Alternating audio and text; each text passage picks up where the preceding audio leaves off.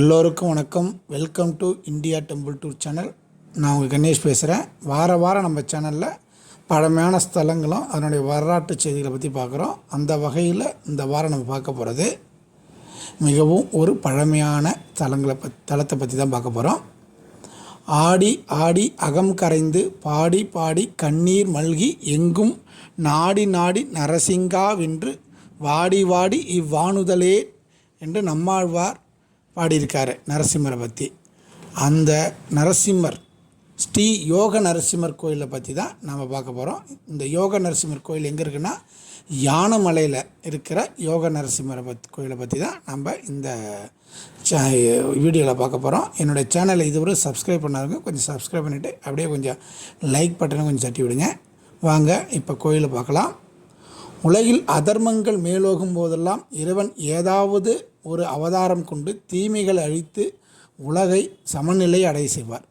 அவ்வாறு தீமையின் மறு உருவமாக இருந்த இரணியகசிபை அழிக்க பகவான் விஷ்ணு எடுத்த அவதாரம்தான் நரசிம்ம அவதாரம்.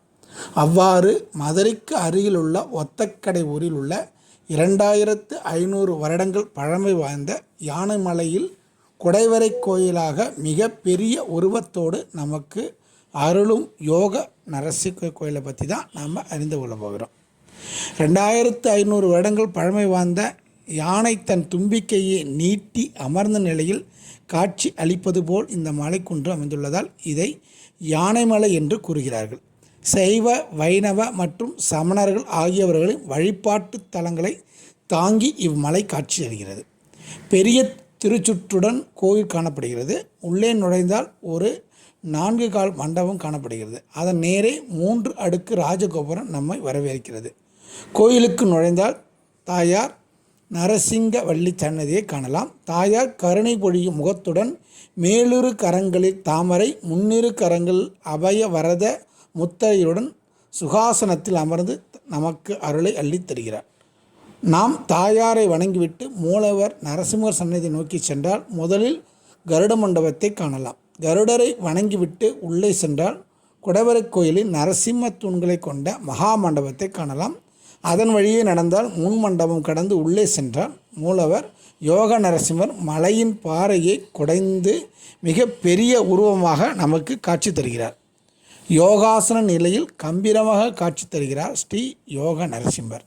பின்னிரு கரங்களில் சங்கு சக்கரம் திகழ முன்னிரு கரங்கள் முழங்கால் மீது வைத்திருக்கும் ஸ்ரீ யோக நரசிம்மரை தரிசித்து கொண்டே இருக்கலாம். நரசிம்மரை வணங்கிவிட்டு நாம் வெளியே வந்தால் வடதிசையில் விநாயகர் சன்னதி, அதனை ஒட்டி கோயிலின் பிரம்மாண்டமான சக்கர தீர்த்த குளத்தை நாம் காணலாம். பிரதோஷம் என்பது சிவபெருமானுக்குரிய தினமாகும். ஆனால் தேய்பிறை பிரதோஷ காலத்தில் மகாவிஷ்ணு நரசிம்ம அவதாரம் எடுத்ததால் இக்கோவிலில் தேய்பிறை பிரதோஷ தினத்தில் மிக சிறப்பான பூஜைகள் செய்யப்படுகிறது. அருகில் உள்ள திருமோகூர் காலமேக பெருமாள் கஜேந்திர மோட்சம் நிகழ்த்திய தலம் இந்த தலம். இந்த கோயில் அமைஞ்சிருக்கிற யானைமலை மிகவும் சிறப்பு வாய்ந்தது. மதுரையை சுற்றி நிறைய குன்றுகளும் மலைகளும் இருந்தாலும் இந்த யானைமலை வரலாற்றோடு தொடர்பு கொண்ட மிக பழமையான மலையாகும். இம்மலையானது மதுரை திருச்சி தேசிய நெடுஞ்சாலையில் ஒத்தக்கடையிலிருந்து அமைஞ்சிருக்கு. யானைமலையின் நீளம் சுமார் 4 கிலோமீட்டர், அதாவது 4000 மீட்டர் நீளமும் 1200 மீட்டர் அகலமும் 400 மீட்டர் உயரம் கொண்டது. இம்மலையை சற்று தூரத்தில் இருந்து பார்த்தால் யானை ஒன்று முன்புறம் துதிக்கையை நீட்டி அமர்ந்த கோலத்தில் இருப்பதை கண்டு வியக்கலாம். இதன் காரணமாகவே இம்மலை யானை மலையானது. கிபி 770ஆம் நூற்றாண்டில் மதுரையை அரசாண்டவன் மாரஞ்சடையான் பராந்தக நெடுஞ்செழியன் என்னும் பாண்டிய மன்னன் ஆவான். மூவேந்த மங்கள பேரதையன் ஆகிய மாரன்காரி கலிக்குட வைத்தியன் என்பவர் பாண்டிய மன்னனுடைய மந்திரியாக பதவி வகித்தார். இவர் யானைமலைக்கு வடமேற்கே நரசிங்க பெருமாளுக்கு குடைவரை கோயிலை ஒன்றை கட்ட தீர்மானித்து பூர்வாங்க வேலைகளை தொடங்கினார். குடைவரை கோயில் நிறைவு பெறும் வருவாயில் இவர் நோய்வாய்ப்பட்டு இறந்து போகவே இவருடைய தம்பி பாண்டாமங்கல விசய அதயன் ஆகிய மாறன் எயினன் என்னும் பெயர் கொண்டவர் மந்திரியாக பதவியேற்று இக்கோவில் திருப்பணியை செய்து குடமுழுக்கும் செய்தார் என இங்கு காணப்படும் கல்வெட்டு ஒன்று கூறுகிறது. குடைவரை கோவிலில் கிரகந்த வட்டெழுத்து தமிழ் கல்வெட்டுகள் உள்ளன. இக்கல்வெட்டுகளில் முற்கால பாண்டியர், சோழ பாண்டியர்கள், பிற்கால பாண்டியர், விஜயநகர மன்னர்கள் ஆகியோர்கள் பல்வேறு காலகட்டங்களில் திருப்பணிகள் பல இக்கோயிலுக்கு செய்திருக்கின்றன என கூறுகிறது. இந்த கோயிலுக்கு பக்கத்திலே லாடன் குடவரை கோயில் ஒன்று இருக்குது. அதாவது முருகன் குடவரை கோயில் இருக்குது. இதுவும் ஒரு பிரசித்தி பெற்றதாகும். நரசிம்மர் கோயிலின் வலதுபுறத்தில் சென்றால் இந்த லாடன் குடவரை கோயில், அதாவது முருகன் குடவரை கோயிலே வரும். இந்த கோயிலானது தமிழ்நாடு தொல்லியல் கட்டுப்பாட்டில் உள்ளது. 8ஆம் நூற்றாண்டில் முருகனுக்காக அமைக்கப்பட்ட குடவரை கோயிலாகும். ஒரு சிறிய கருவறையில் திறந்த செவ்வக வடிவ முன்மண்டபம் இருக்கிறது. கருவறையில் முருகன் தெய்வானையுடன் அமைந்த நிலையில் வடிவமைக்கப்பட்டுள்ளார். இந்த குகையானது அடிப்படை கட்டடக்கலை அம்சத்தை தாங்கி நிற்கிறது. முன்பகுதி பின் சுவர், படிக்கட்டுகள், படிக்கட்டு தண்டவாளங்கள் ஆகியவை உள்ளன. உபானம், ஜகதி, உருளை குமுதம், கம்பு, நாமுக அரைத்தூண் மற்றும் உத்திரம் ஆகிய நிலைகளில் உள்ளது. மேல் பகுதி வாஜனம் மற்றும் கபோதத்துடன் கூடிய மேற்கூரை உள்ளது. இக்கோயிலின் கிழக்கு சுவரில் 8ஆம் நூற்றாண்டைச் சேர்ந்த வட்ட எழுத்து கல்வெட்டு உள்ளது. இக்கல்வெட்டானது இக்கோயிலின் திருப்பணி செய்யப்பட்டதை தெரிவிக்கிறது. இந்த கோயிலுக்கு வரத்துக்கு முன்னாடியே சமணர் குடவரை ஒன்று இருக்குது.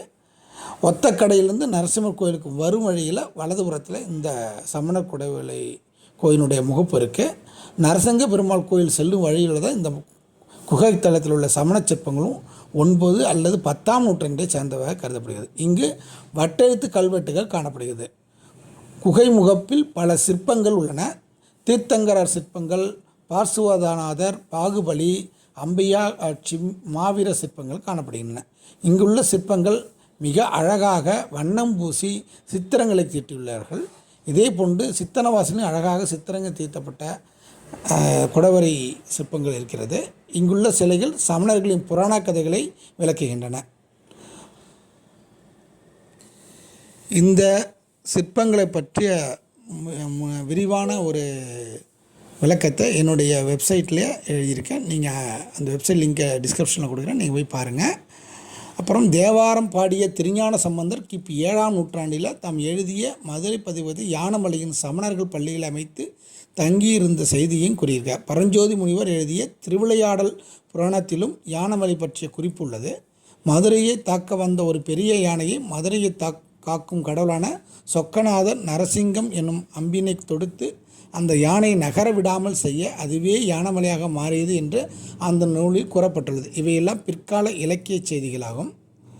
நரசிம்மர் கோயில் திறந்திருக்கிற நேரம் பார்த்திங்கன்னா காலை 6 மணிலேருந்து 11 மணி வரையும், மாலை 5 மணி முதல் 8 மணி வரையும் திறந்திருக்கும். காண்டாக்ட் நம்பர் எல்லாத்தையுமே நான் டிஸ்கிரிப்ஷன் பாக்ஸில் தரேன். இந்த கோயிலுக்கு எப்படி போகணுன்னா, மதுரை மாட்டுத்தாவணி பேருந்து நிலையத்திலேருந்து திருச்சி செல்லும் சாலையில் சுமார் 3 கிலோமீட்டர் தொலைவில் ஒத்தக்கடை என்ற சந்திப்பு வரும். அங்கேருந்து இடது பக்கம் திரும்பினா யானமல் அடிவாரம் வரும். அங்கேயே இந்த கோயில், இந்த சமணர் மலை, லாடன் கோயில் எல்லாத்தையும் நீங்கள் பார்க்கலாம். ஒரு அற்புதமான ஒரு ஸ்தலம் எல்லாமே.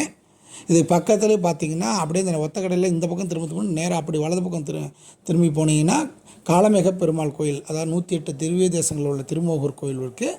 அப்புறம் அந்த கோயிலை தாண்டி கொஞ்சம் நேரம் போனால் திருவாதூர் மாணிக்கவாசகர் அவதார தலமான திருமறைநாதர் கோயில், மாணிக்கவாசகர் அவதாரம் செய்த அந்த வீடு எல்லாமே இருக்குது. இது எல்லாமே ஒரே நாளில் நீங்கள் ஒரு ½ டேக்குள்ளே மொத்தத்தையும் பார்க்குற மாதிரி நீங்கள் ப்ரோக்ராம் அமைச்சு மதுரை போகும்போது பார்க்கலாம். இதோடு இந்த வீடியோவை முடிச்சுக்கிறேன். நீங்கள் மதுரைக்கு போகும்போது நீங்கள் இதெல்லாம் பாருங்கள். நன்றி, வணக்கம். திருச்சிற்றம்பலம்.